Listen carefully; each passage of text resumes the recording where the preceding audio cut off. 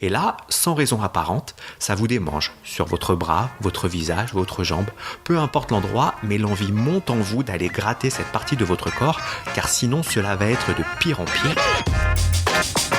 Bonjour, je suis Xavier Jalleran, soyez les bienvenus dans ce 47e épisode de Parlons Forme, le podcast qui vous fait du bien. Alors aujourd'hui, je vous propose de voir ensemble 10 nouvelles leçons que j'ai pu tirer de plus de 1000 sessions de méditation. Cet épisode est la deuxième partie de l'épisode précédent, donc si vous ne l'avez pas écouté, je vous invite à le faire tout de suite. Rendez-vous donc dans l'épisode 46. Mais avant d'aller plus loin, j'ai juste 2 points à vous préciser. Le premier, c'est que vous pouvez accéder aux notes ainsi qu'à la retranscription écrite complète de cet épisode en vous rendant sur la page extraforme.fr/47. Le chiffre 47 comme le numéro de cet épisode. Et le second point, c'est que j'ai un cadeau pour vous. Il s'agit d'une formation par email offerte dans laquelle je vous partage les 3 erreurs que vous faites probablement et qui bloquent votre perte de poids. Pour accéder à cette formation, rendez-vous sur la page extraforme.fr/cadeau. Grâce à celle-ci, vous allez découvrir pourquoi il est inutile de compter les calories de chacune de vos assiettes, pourquoi il n'est pas nécessaire de manger moins et de s'affamer pour perdre du poids, pourquoi le sport n'est pas une solution fiable pour devenir plus mince. Nous voyons aussi comment passer votre corps en mode brûleur de graisse et ce que vous pouvez faire pour avoir plus d'énergie et prendre soin de votre santé sur le long terme. Donc pour recevoir gratuitement votre formation par email, rendez-vous sur la page extraforme.fr/cadeau. Ceci étant dit, passons au sujet du jour. Alors, lors du précédent épisode de ce podcast, j'ai partagé avec vous un certain nombre de conseils qui, avec un peu de recul, sont applicables pour commencer à méditer, certes, mais ils le sont aussi pour toute nouvelle pratique qui va dans le sens de l'amélioration de votre forme et de votre bien-être. Ces idées de ne pas vous laisser bloquer par des fausses croyances ou des préjugés, de vous simplifier au maximum votre pratique et de commencer facile. De trouver des astuces pour ancrer l'habitude dans votre quotidien avant d'aller chercher la performance. Ou encore cette idée de se faire accompagner pour gagner du temps et vous éviter des erreurs et des tâtonnements qui sont bien souvent inutiles. Alors tous ces principes, je vous les ai partagés dans le 46e épisode de ce podcast, donc si vous ne l'avez pas encore écouté, je vous invite à le faire avant d'écouter ce 47e épisode.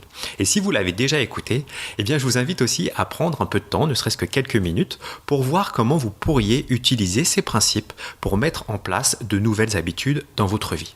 Que ce soit pour faire plus de sport, pour changer votre façon de vous alimenter, améliorer votre sommeil, mieux gérer votre stress, etc. Dans tous les cas, l'épisode d'aujourd'hui est un peu moins généraliste dans le sens où on va plus parler de cas de figure que vous rencontrerez probablement si vous décidez de commencer à méditer. Donc commençons donc par la première leçon de cet épisode, mais qui est la 9e de la liste globale. Donc cette leçon numéro 9, c'est oui, vous allez probablement avoir envie de dormir. Comme je l'ai déjà partagé, une façon classique de commencer à méditer consiste à porter votre attention sur votre respiration. Lorsque vous faites ça, vous avez tendance à respirer plus profondément, ce qui va contribuer à apaiser votre corps, voire carrément vous donner envie de dormir. Alors rassurez-vous, cela finit par passer après les premières semaines. Votre cerveau finit par comprendre que ce n'est pas parce que vous vous installez au calme et que vous respirez profondément que c'est le signal que vous voulez vous endormir. De plus, pour éviter à la fois la sensation d'endormissement mais aussi de carrément vous endormir, il est important d'éviter autant que possible de méditer allongé. Sauf si, bien entendu, votre objectif est de vous endormir, mais dans ce cas, voyez plus ce moment comme une séance de relaxation que de méditation. Lorsque vous méditez, vous allez vous détendre, mais l'idée est de rester conscient et donc de ne pas vous endormir. C'est pour cela qu'il est préférable de méditer assis, sans avoir le dos appuyé sur un dossier et en restant attentif au fait que vous avez le dos droit. L'idée est d'être détendu pour conserver cette position durant plusieurs minutes de façon confortable, mais tout en étant suffisamment dynamique pour ne pas vous endormir au bout de quelques minutes. Alors comme je viens de vous le dire, l'idée est de ne pas s'endormir pendant que vous méditez. Mais par contre, sachez qu'utiliser les principes de la méditation pour vous endormir, lorsque c'est le bon moment pour vous et que vous l'avez décidé, alors c'est très efficace. Vous pouvez parfaitement utiliser cette pratique avant d'aller vous coucher ou lorsque vous êtes dans votre lit pour créer les conditions idéales pour un endormissement plus rapide. Leçon numéro 10, ça gratte. Alors honnêtement, je ne sais pas comment cela fonctionne, mais c'est un fait sur lequel j'ai déjà pu discuter avec d'autres personnes. Donc non, je ne suis pas et vous n'êtes pas le ou la seule à être confronté à cette situation. Le constat est le suivant. Vous êtes installé depuis 1 ou 2 minutes, vous arrivez à maintenir votre attention sur votre respiration, et là, sans raison apparente, ça vous démange sur votre bras, votre visage, votre jambe, peu importe l'endroit, mais l'envie monte en vous d'aller gratter cette partie de votre corps, car sinon cela va être de pire en pire, et vous serez incapable de garder votre attention sur votre respiration pour le reste de votre session. Alors je ne connais pas le lien entre notre corps et notre cerveau qui serait capable d'expliquer ce phénomène, mais toujours est-il que la sensation est là, et la question qui se pose, c'est que faire ? Finalement, vous avez 2 choix. Le premier, c'est de gratter cette démangeaison qui semble si irrésistible. L'avantage, c'est que ça vous soulage immédiatement, mais d'un autre côté, c'est aussi un signal que vous envoyez à votre cerveau. Vous avez la volonté de calmer vos pensées et de concentrer votre attention sur un point en particulier, mais cette volonté n'est pas assez forte face à un ressenti physique. Votre cerveau étant habitué à avoir le contrôle, il va alors se faire un malin plaisir de créer de nouvelles démangeaisons tout au long de votre session, mais aussi au cours des sessions suivantes. L'autre option est d'observer cette démangeaison, de la laisser venir et de décider de ne rien faire, d'observer comment la sensation évolue, de prendre du recul et de contenir votre réaction réflexe d'aller la gratter pour la faire disparaître, de prendre conscience de ce que cela entraîne comme autre sensation ou démangeaison dans votre corps, peut-être de l'éventuel malaise que vous ressentez, de ne pas vous autoriser à vous soulager dans la seconde. L'avantage, c'est que vous pouvez faire tout cela en toute sécurité, car vous savez pertinemment que si l'envie est vraiment trop forte, alors il vous suffit de vous gratter pour vous soulager, et donc vous ne prenez aucun risque de vous accorder ces moments d'observation. Mais au contraire, non seulement vous ne prenez aucun risque, mais surtout vous vous donnez une chance de mieux vous comprendre, de prendre du recul face à cette démangeaison, fait partie de l'exercice de la méditation dans lequel vous vous engagez à ralentir votre esprit, mais aussi votre corps, à prendre du recul et à observer comment vous vous sentez. Si vous cédez à la moindre pulsion ou démangeaison lorsque vous méditez, alors qu'en est-il dans votre vie ? Face à ces bonbons ou ce paquet de gâteaux lorsque vous n'avez même pas faim, face à ces 3 gouttes de pluie alors que vous aviez prévu d'aller faire du sport, face à vos enfants qui usent votre patience ou à ce collègue qui semble faire exprès de vous contrarier. Quelles sont ces réactions que vous avez peut-être par réflexe, mais sur lesquelles il serait peut-être bon de prendre un peu de recul ? En tout cas, j'ai 2 bonnes nouvelles pour vous. Si vous décidez de choisir la 2e option, alors vous allez vous rendre compte de ces 2 choses. La première, c'est que la démangeaison ne va pas grossir de plus en plus. La sensation s'apparente plus à l'effet d'une vague. Elle arrive, elle augmente jusqu'à son point de démangeaison maximale, puis elle finit par repartir sans que vous ayez besoin de faire quoi que ce soit. La démangeaison ne devient pas de plus en plus dérangeante et insupportable, au contraire, elle finit par disparaître au bout de quelques secondes ou de quelques minutes. Alors parfois au profit d'une autre démangeaison ailleurs dans votre corps, mais sinon parfois sans aucune autre conséquence. Et la 2e bonne nouvelle, c'est qu'avec du temps et de la pratique, ces démangeaisons finissent par disparaître.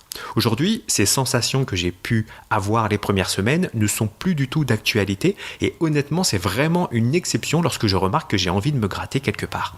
C'est comme si, au moins, cette partie de mon esprit et de mon corps finissent par rendre les armes, entre guillemets, et acceptent que, ok, on va te laisser tranquille pendant quelques minutes chaque jour sans avoir besoin d'être en permanence dans la réaction. Donc oui, si ça vous gratte et ça vous démange, c'est parfaitement ok. Observez ces sensations et essayez dans la mesure du possible de ne pas y céder, car c'est ce qui va faire qu'elles vont passer au fil de votre pratique. Leçon numéro 11, trouvez le bon moment. De mon côté, le bon moment, c'est le matin dès que je me lève ou, si les enfants sont déjà levés, une fois qu'ils sont partis à l'école. C'est mon bon moment parce que je sais maintenant que si je ne prends pas le temps de méditer le matin et que je commence à travailler ou à faire les choses que j'ai à faire dans la journée, alors il y a 9 chances sur 10 pour que je ne prenne pas le temps dans la journée. Pour moi, c'est ça qui marche, mais pour vous, ce sera peut-être différent, parce que votre rythme est différent, la façon dont est organisée vos journées est différente, ou encore votre énergie est différente. Je parlais juste avant du fait de ne pas s'endormir quand on médite. En ce qui me concerne, je sais que c'est quasiment mission impossible si je tente de méditer entre 17 et 19 heures. Maintenant, je le sais, donc je ne le fais pas, et je cale ma séance de méditation au moment qui me correspond. Donc je vous invite donc au départ à tester différentes choses pour voir ce qui est le plus facile pour vous à intégrer dans votre quotidien, mais aussi pour peut-être identifier le moment où cette séance vous fera le plus de bien. Clairement, prendre quelques minutes pour vous entre le moment où vous rentrez du travail et celui où vous attaquez la gestion des enfants, de la maison, des repas, etc., eh bien ça peut avoir beaucoup de sens et ça peut faire beaucoup de bien. Leçon numéro 12, méditer partout. Lorsque l'on commence à méditer, on va avoir cette tendance ou ce besoin d'avoir un environnement parfaitement calme et propice à notre séance. Si on arrive à avoir cela tous les jours et que ça contribue à la réussite de votre séance, alors c'est parfait. Sauf que la plupart du temps, dans la vraie vie, il est parfois compliqué d'avoir ce genre de situation parfaite tout le temps. Il est donc bon d'accepter l'idée qu'il peut y avoir du bruit autour de vous et au final, c'est parfaitement ok car c'est tout simplement la vie. Ces voitures, bus ou camions qui roulent dehors, ces travaux de l'autre côté de la rue ou chez votre voisin, vos enfants qui jouent ou qui discutent entre eux. En vrai, si vous acceptez qu'ils sont là et que vous n'y prêtez pas spécialement attention, alors ces perturbations potentielles ne vont pas chambouler votre concentration et en aucun cas elles ne doivent être des excuses ou des raisons pour ne pas faire votre séance du jour. Au contraire, voyez cela comme un challenge et appréciez votre capacité à vous concentrer dans ces conditions qui ne sont peut-être pas idéales. L'autre gros avantage de ne pas rechercher les conditions parfaites est que vous pouvez alors méditer partout. J'ai médité en voiture, dans le train, le bus ou le métro, dans la rue, dans toutes les pièces de mon appartement, oui, même la cuisine et la salle de bain. J'ai aussi médité dans un centre commercial, à la bibliothèque, dans un bain, un sauna, à la piscine, pendant un massage, dans des parcs, dans la forêt, sur la plage et j'oublie sûrement d'autres lieux. L'avantage de pouvoir méditer partout, c'est que chaque moment est une occasion potentielle pour faire votre séance et puis clairement, il y a certains lieux qui sont bien plus inspirants et ressourçants que d'autres. Je garde un vif souvenir de certaines séances de méditation que j'ai pu faire à Barcelone où nous avions passé un mois en vacances. Je me levais assez tôt le matin, je courais 30 minutes pour aller à la plage, j'allais ensuite nager environ 15 minutes, puis je séchais sous les rayons du soleil qui se levaient en faisant mes 20 minutes de méditation. Clairement, c'était du pur bonheur. Donc oui, méditez partout, même si les conditions ne sont pas parfaites. Leçon numéro 13, inspirez par le nez et expirez par la bouche. Un point purement pratique qui facilite bien la vie. Si vous méditez en vous concentrant sur votre respiration, alors vous allez sûrement prendre des respirations plus profondes et plus longues. Si vous inspirez par la bouche, au bout de quelques minutes, vous aurez la bouche sèche et c'est assez désagréable, surtout si vous avez décidé de faire une séance de 10-20 minutes ou plus. Donc oui, il est préférable d'inspirer par le nez. Par contre, pour l'expiration, je trouve que c'est plus confortable de le faire par la bouche et il y a 2 raisons à cela. La première, c'est que vous avez un meilleur contrôle du débit d'air qui sort et donc si vous voulez rallonger votre expiration, vous pouvez le gérer assez facilement. Et le deuxième point, c'est que je trouve que je ressens plus la sensation de relaxation quand j'expire par la bouche. Si au même moment, vous portez votre attention par exemple sur vos épaules, pour les relâcher complètement, alors vous allez vous sentir plus détendu si vous expirez au même moment par la bouche. Donc encore une fois, c'est mon expérience personnelle, donc ce sera peut-être différent pour vous. Dans tous les cas, vous pouvez partager votre expérience en laissant un commentaire sur l'article lié à ce podcast qui se trouve sur la page extraform.fr/47. Leçon numéro 14, accueillir et laisser partir vos pensées. Nous avons vu plutôt que l'objectif de la méditation n'est pas de ne plus avoir de pensées, ce qui est tout simplement impossible. Non, l'objectif lorsque vous méditez est de porter votre attention sur ce que vous avez décidé. Donc ça peut être votre respiration ou autre chose. Et lorsque vous constatez que vous êtes parti dans vos pensées, alors vous revenez à ce point d'attention. Cependant, certaines de vos pensées vont avoir tendance à revenir en boucle dans votre esprit. Et j'ai remarqué que c'est souvent le cas lorsque l'on ne prend pas le temps d'accueillir la pensée.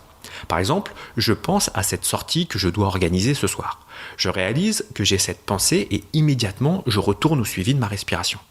Si je fais ça, alors je suis quasiment certain que cette pensée à propos de cette sortie va revenir dans les prochaines secondes.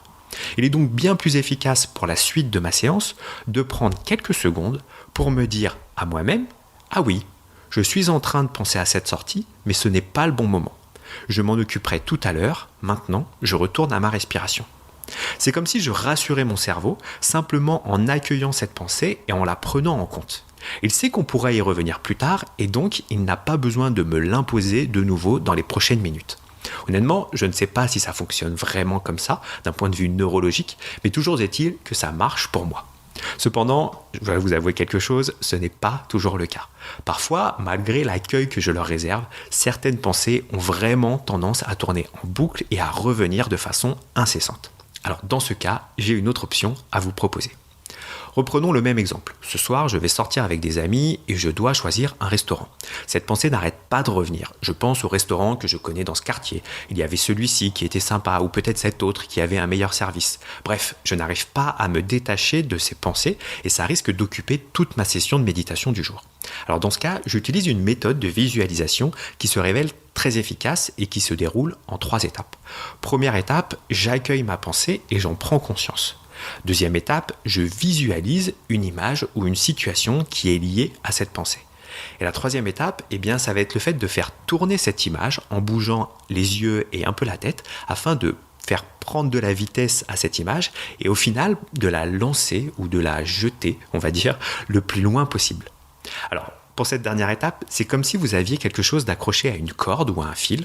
Donc d'abord, vous la faites tourner quelques fois en tenant le fil pour qu'elle gagne en force et en vitesse. Et ensuite, vous lâchez votre objet pour qu'il puisse partir avec le reste de la corde. Et l'idée, c'est d'essayer de faire la même chose avec cette image que vous visualisez. Donc, par exemple, avec cette histoire de restaurant, ça va donner les étapes suivantes. Premièrement, je prends conscience que cela fait plusieurs fois que je pense au restaurant que je dois choisir pour ce soir. Deuxièmement, je sais que la prochaine étape, ça va être d'aller sur mon ordinateur pour aller consulter les restaurants du quartier. Donc, je vais me créer une image que je vais installer devant mes yeux, où je vais me visualiser devant mon ordinateur en train de chercher ces restaurants. Donc, je crée cette image dans mon esprit et je la place devant mes yeux. Enfin, la troisième étape, ça va être de faire tourner 3 fois cette image devant mes yeux, puis de la lâcher ou de la jeter. En général, quand je libère l'image ou la visualisation, j'arrête le mouvement de mes yeux dans le coin supérieur gauche et je fais aussi un petit mouvement de la tête dans cette direction pour finalement accompagner le fait de jeter cette image et donc de jeter la pensée qui est rattachée. Alors, j'espère être suffisamment clair dans mes explications et si ce n'est pas le cas, dites-le moi et je verrai si je peux faire mieux. Encore une fois, je ne sais pas exactement comment ça fonctionne au niveau de l'esprit, mais dans la pratique, ça marche, en tout cas pour moi. Leçon numéro 15, compter de 1 à 10. Donc c'est toujours dans cette idée de ne pas se laisser emporter par nos pensées. Il existe une solution qui consiste à compter vos inspirations et vos expirations. Cela vous permet de garder votre attention sur votre souffle tout en occupant votre esprit. Ainsi, à chaque fois que vous inspirez ou expirez, vous comptez de 1 en 1. J'inspire, 1, j'expire, 2, j'inspire, 3, j'expire, 4, etc., etc. Cependant, l'idée est de se limiter à 10 afin de casser la routine et de rester attentif à ce que vous faites. Comme vous pourrez le constater rapidement, il est finalement assez facile de respirer, de compter vos respirations, mais tout en pensant à autre chose. Et finalement, le fait d'avoir cette intention de vous limiter à 10 et de reprendre de nouveau à 1 ensuite, ça permet de casser la monotonie et de rester attentif. Alors après, bien entendu, l'idée est de faire au mieux et il m'arrive régulièrement de me retrouver à 14, 15 ou plus parce que je suis en train de compter, mais en vrai, je suis aussi en train de penser à autre chose. Autre option, si le fait de compter n'est pas suffisant pour vous concentrer, c'est d'y ajouter une part de visualisation. Par exemple, vous pouvez visualiser un immeuble ou un escalier de 10 étages ou de 10 marches. À chaque fois que vous comptez 1, puis 2, puis 3, etc., alors vous visualisez l'étage de l'immeuble ou vous pouvez même vous imaginer en train de monter chacune de ces marches de cet escalier. Bref, il y a plein d'options possibles et après, libre à vous de visualiser ce qui vous paraît le plus facile et le plus agréable pour vous. Mais en tout cas, l'idée, c'est vraiment d'essayer d'avoir quelque chose d'assez neutre qui va vous aider à être concentré et attentif pour faire le suivi de votre respiration. Leçon numéro 16, tester différentes formes de méditation. Alors je ne vais pas rentrer dans le détail ici, surtout parce que je suis loin d'être un expert, mais sachez qu'il existe différentes formes de méditation. Ici, je vous parle surtout de ce qu'on appelle la méditation de pleine conscience, parce que c'est ce que je pratique, mais sachez qu'il existe aussi d'autres formes de méditation. Donc si vous trouvez que la méditation de pleine conscience ne vous convient pas, n'en tirez pas la conclusion que la méditation d'une façon générale n'est pas faite pour vous. Explorez les différentes formes de méditation, vous trouverez probablement une pratique plus adaptée à vos attentes. Et il y a un autre point important à souligner, c'est que vous pouvez, à travers vos séances de méditation, travailler sur différents sujets très concrets de votre vie quotidienne. Concrètement, avec les applications de méditation, vous avez à votre disposition des cycles de méditation qui en général durent entre 10 et 30 séances et qui permettent de travailler sur, par exemple, la patience, la concentration, l'acceptation de soi ou de l'autre, le stress, le sommeil, la joie, vos relations avec les autres, la créativité, l'attention, la gestion des conflits, la solitude, la confiance en soi, la douleur, la maladie, etc. Bref, il y a plein d'autres sujets qui sont aussi disponibles, donc qui pourront probablement vous inspirer et vous attirer. Dans tous les cas, sachez que oui, la méditation, au-delà du bien-être que cela vous apporte, cela peut aussi être une façon de progresser et de travailler sur votre développement personnel pour vous-même, mais aussi en lien avec les autres. Leçon numéro 17, chaque séance est pareille, mais totalement différente. L'idée que je veux vous faire passer ici, c'est que même si vous faites la même séance chaque jour, ce n'est pas pour autant que ce sera tous les jours la même chose. Quand je dis la même séance, c'est typiquement le fait d'avoir le même audio qui vous accompagne au cours de votre séance. Mais pourtant, ce n'est pas parce que le protocole est le même chaque jour que pour autant votre séance va se ressembler d'un jour sur l'autre. Dans la forme, oui, mais dans le fond, chaque séance est unique car vos pensées ou votre capacité d'attention est propre à la situation du moment. C'est ce qui rend chaque séance unique et qui fait que même si vous faites la même chose, entre guillemets, alors ce sera aussi totalement différent à chaque fois. Très clairement, en pratiquant tous les jours, il y a des jours avec et des jours sans. Des jours où vous serez attentif et concentré et d'autres où ce sera très compliqué. En vérité, cela n'est pas important en soi. L'important est avant tout de pratiquer et d'être dans cette démarche de faire au mieux de votre capacité du moment à un instant T. Et finalement, quand on y pense, une mauvaise séance, entre guillemets, qui serait mauvaise parce que votre esprit n'a pas arrêté de suivre vos pensées, est finalement une très bonne séance. Pourquoi ? Eh bien parce que c'est au cours de ce type de session que vous allez travailler et renforcer votre muscle de l'attention pour revenir à votre souffle 10, 20 ou même 100 fois. À votre avis, quelle séance de sport serait la plus efficace ? Celle où vous faites 10 pompes ou celle où vous en faites 100 ? Bon, vous avez compris, c'est plutôt le deuxième cas de figure. Donc non, accueillez comme elles le méritent et avec gratitude ces séances où vous partez dans tous les sens. Leçon numéro 18, c'est l'impact de l'alimentation sur mon esprit. Alors j'en ai déjà parlé dans ce podcast, votre alimentation joue un rôle majeur sur la façon dont fonctionne votre corps, mais aussi sur votre esprit. Que ce soit au niveau de votre humeur, de votre concentration, de votre motivation, votre alimentation joue un rôle essentiel. Personnellement, c'est quand je travaille, mais aussi quand je médite que je m'en rends particulièrement compte. Très concrètement, le lendemain d'une journée où j'ai mangé plus de sucre que d'habitude, eh bien je sais d'avance que la séance va être plus challengeante, car mon esprit va avoir tendance à partir un peu dans tous les sens. Et c'est aussi le cas quand je mange des produits ultra transformés et riches en glucides, type fast-food ou pizza par exemple. Donc si je vous parle de ça, c'est surtout pour vous donner une piste à suivre si vous trouvez que vous avez du mal à vous concentrer pendant que vous méditez, mais aussi dans votre vie en général. Si vous ne pouvez pas vous empêcher de vérifier vos mails ou votre téléphone toutes les 5 minutes, si vous n'arrivez pas à vous concentrer plus de 15 minutes sur un sujet sans vous laisser distraire par autre chose, si vous ressentez le soi-disant besoin de faire 2 ou 3 choses en même temps, bref, si vous vous reconnaissez dans ces exemples ou si d'autres situations de votre quotidien vous viennent à l'esprit, alors il est probable que 1. Vous devriez commencer à méditer, ne serait-ce que 2-3 minutes par jour, cela devrait vous faire le plus grand bien. Et 2, vous pourriez peut-être voir comment adapter votre alimentation pour gagner en concentration. Et donc si vous pensez que vous avez besoin d'accompagnement sur ce sujet, alors je vous invite à me contacter pour que l'on puisse faire le point sur votre situation ensemble. Sinon, vous pouvez aussi vous rendre sur le site extraform.fr et voir si le programme Demain plus mince ou le programme Alimentation idéale peuvent correspondre à vos attentes. Ces programmes sont présentés en détail sur le site. Vous l'avez compris, j'arrive au terme de cet épisode et je suis vraiment ravi d'avoir pu partager ces 18 leçons tirées de plus de 1000 sessions de méditation. J'espère que cela a pu vous donner envie de vous lancer ou peut-être que vous avez trouvé des petites idées à intégrer dans votre pratique. Dans tous les cas, pensez à venir me partager votre avis sur l'article lié à ce podcast, article sur lequel vous retrouverez les notes de cet épisode et qui est disponible en suivant le lien extraform.fr/47. On se retrouve très bientôt pour un prochain épisode. Ciao.